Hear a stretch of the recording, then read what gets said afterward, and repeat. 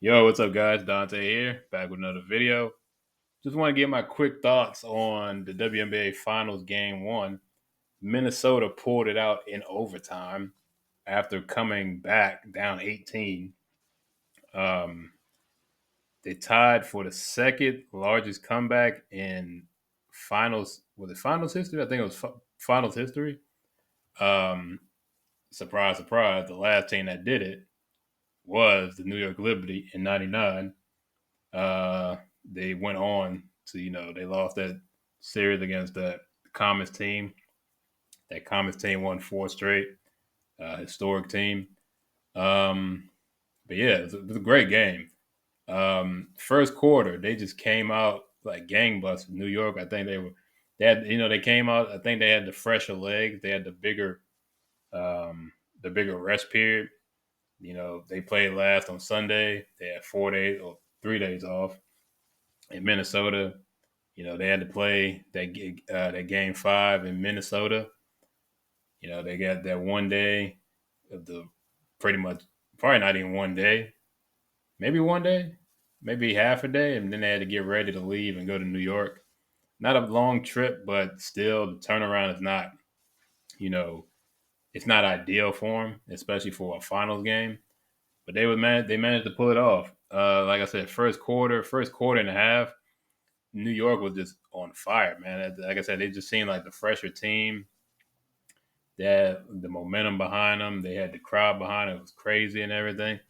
And in the second half, like the second about the second half, the second half of the second quarter, um, is when everything kind of started to turn around for the Minnesota Lynx, and they were able to get the game, um, a little closer than what it was, in the previous, quarter and a half. And then just the second half, I don't know, they just couldn't. The thing like the Liberty couldn't buy a basket. They got lethargic. They got sloppy. They had a chance to win at the end. They had a lot of chances to win, especially that last couple possessions. New York got bailed out four times, if I'm not mistaken, and then they got the foul at the end. And I thought the game was going to be over. I didn't expect Breonna Stewart to miss to miss one of those free throws. I didn't think she was going to miss both, but I really didn't expect her to. I didn't think she was going to miss one, and she hit the first one, missed the second, and rolled out. They went to overtime, and then they had a chance at the end of overtime. She drove the lane, and it kind of reminded me of the I don't remember what series it was. I think was it the conference finals? Was it the conference semis? I can't remember. It was for the game. It was for the game to for the game winner. And Patrick Ewing, he had a wide open lane down the middle, and he missed the shot. Um, I think he said I think it was the it might have been I was watching the 30 for 30 with the about Reggie and them Reggie Miller, and I think he said because of his knees he couldn't get the lift he needed, so he couldn't get he couldn't get all he wanted on his layup, and that's why he missed it. But it was kind of reminiscent. It was kind of synonymous. I don't know. Both New York teams losing the big game with a relatively easy layup. That's what I thought of. But overall, it was a good game. Very good game. One thing that we can take away from this thing is it seemed like as the game went on, I don't know if I guess New York kind of lost the confidence. They lost, like, I guess they just didn't have the hunger. When I was watching the game, as the game was going down to the wire, I was thinking to myself, I think they had a hangover because you would have thought Minnesota was just going to come out, kind of tired and lax today, and they did. But they were able to pick it up in the second half. New York started off hot, and then they cooled down, and they just kind of they were playing. They played not to lose instead of playing to win, and I think that's a bad thing to do in sports. If you got to play the game to win. If you got a big lead, you got to put your foot on your opponent's neck, and you got to beat them, man. There's just no excuse, especially you lose an 18-point lead in the second half. That's inexcusable, especially for a finals game. And now you only got to win three. Um, Sunday is a must win. They got to win. You can't go down 0-2, and then the series goes back to Minnesota. And you go down 0-2, the closeout game is Minnesota. You got to win. Now you got to win three straight to win the finals, and I don't know if that's going to happen. So they got to win Sunday. Um,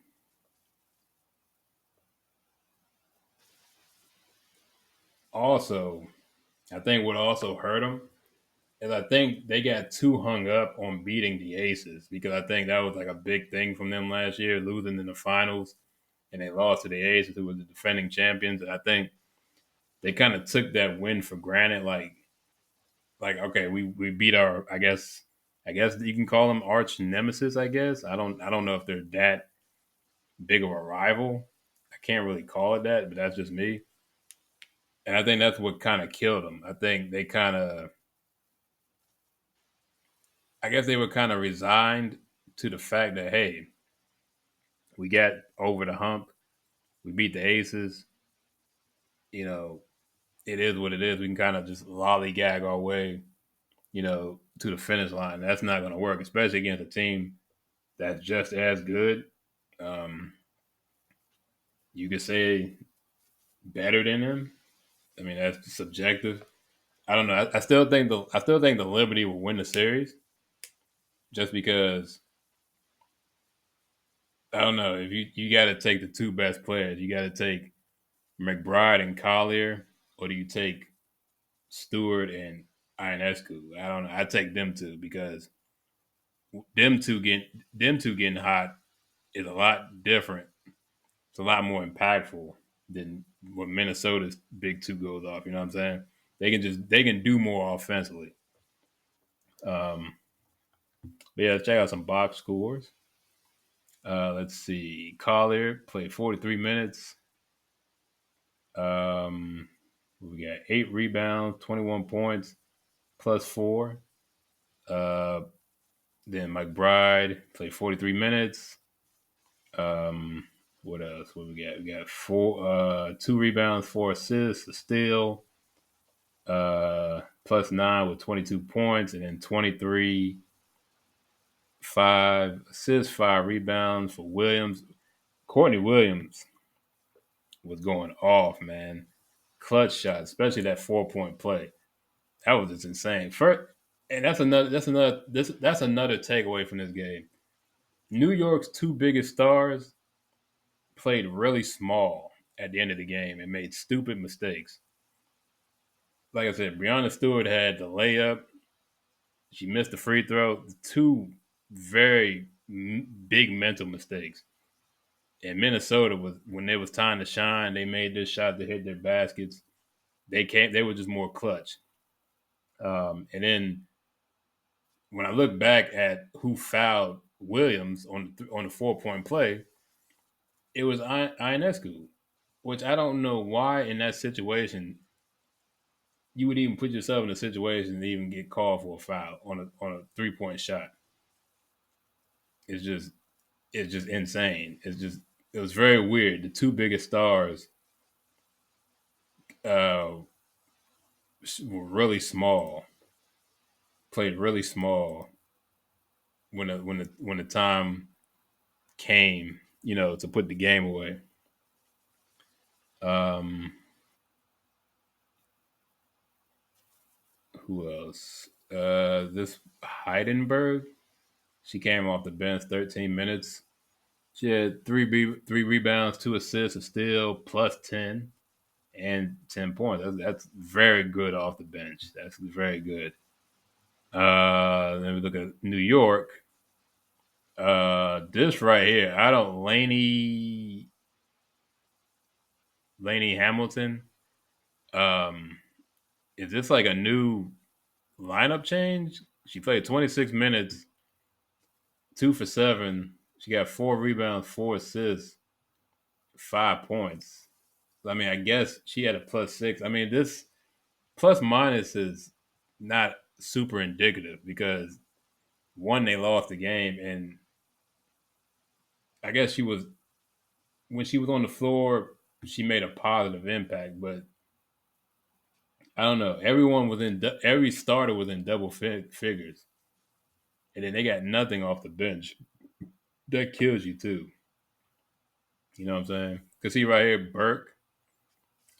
She played 2 minutes and she had a +3 because she had a rebound. But that doesn't mean anything. She didn't score any points. She didn't. She didn't really. At the end of the day, in basketball, you got to contribute to the scoreboard. I know rebounds and assists and steals, defense, blocks, that stuff is important. But you can't have goose eggs in points. You gotta score when you get on the court. Vandersloot played 23 minutes. She had 6 rebounds, 4 assists, and a block. She had 8 points, but she was -8. So this tells me when she was on the floor, now like I said, like I just said, this isn't indicative of everything, but this also tells me things were going wrong when she was on the floor. And there's a reason why she didn't start. Ionescu played 41 minutes. Uh, Atrocious shoot, 8 of 26. Sheesh. What is that? That's not even, that ain't nowhere near, what is that, like 40%, 30%? If I'm not wrong? Not, something like that, right? If I'm doing the math right. Yeah, it's like 30 something percent. That's really bad. 3 of 9 from three. She had 5 rebounds, 3 assists, 4 steals. She had 19 points. Fibich she played 38 minutes, 6 of 14, much better. 5 of 9 from three, much better. She had 6 rebounds, 4 assists, 17 points. She balled out as a rookie too. Very very good. Um, Jones, she always does work. 39 points, 9 of 14, perfect from the free throw line. She had 10 rebounds, 24 points. She got her a double double. Stewart, 43 points, 6 of 21. Bad shooting night. 2 for 6 from three, 4 for 6, 4 of 6. 5 of 6 would have won you the game. 5 of 6 would have won you the game. That's all I'm saying. Basically, you look at this, right? 4 of 6 is 66%. One free throw more, she's shooting 83% from the free throw line. That wins her the game. That's the difference one shot can make. She had 9 rebounds, 3 assists, 2 blocks, 18 points. So I just they didn't do enough when it counted. I think they did so much of their damage in the first half. I think they just didn't they didn't really you know they didn't really, what's the word, they didn't they couldn't maintain the momentum through 4 quarters and overtime. But yeah. Oh yeah, here you go. So this is the total field goal percentage for a team. Minnesota shot 50%, 37% as a team. That you cannot win shooting 37% from two. Remember, field goal percentage is anything that's not a three. Or is it?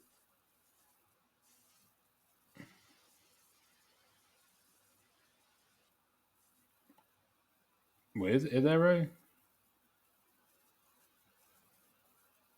Yeah, I'm pretty sure. Yeah, field goals is anything. This is just including anything that's not a three. So this is a big discrepancy. 50%. So they were shooting. So for every, they essentially made every other shot, and this is saying they were making every third shot. Essentially, that's a big difference. Pretty much the same from three, and in the free throw percentage, they shoot 93%. They shot 85, but it comes down to this one free throw right here. Now it should have never got to this point, but it happened, and she's got to hit both free throws. We're having a very different discussion. They go up 1-0. It's a must win for Minnesota because Minnesota has to win three straight and they don't have home court advantage. So they'd have to come back to New York for the game five. So a lot of things changed because of this one game. So now, um, yeah, Minnesota has they've reclaimed home court. They yeah, they get home yeah, essentially they have home court. They win Sunday. You get three chances to knock them out, but at that point, you kind of just want to go for the sweep. You want to finish this in Minnesota in that game three or game four. You don't want to. You don't. You the last thing you want to do is let this get to five. If you have Minnesota has to win. It's a must win. Like I said, New York has to win because I don't think you go down 0-2. I don't. I don't think they have enough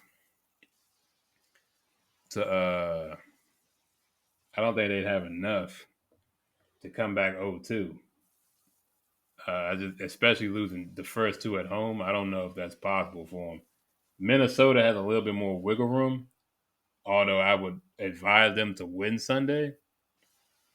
That way they get two at home.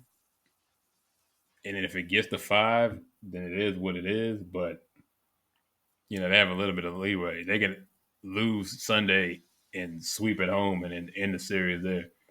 But, yeah, that's my analysis of game one. Very, very exciting game. Like I said, packed house.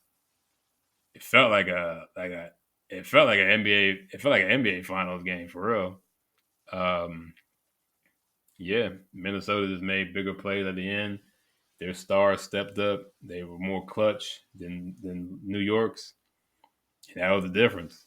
2 points. Like I said, when it gets time to crunch time, essentially it all becomes a game of inches at that point. It's a small percentage point between winning and losing. That's really that's how it comes down to at the end, man. So yeah, that's all I gotta say. That's my analysis. Thank you for watching. Hope you enjoyed, and I'll see you guys in the next one. Peace.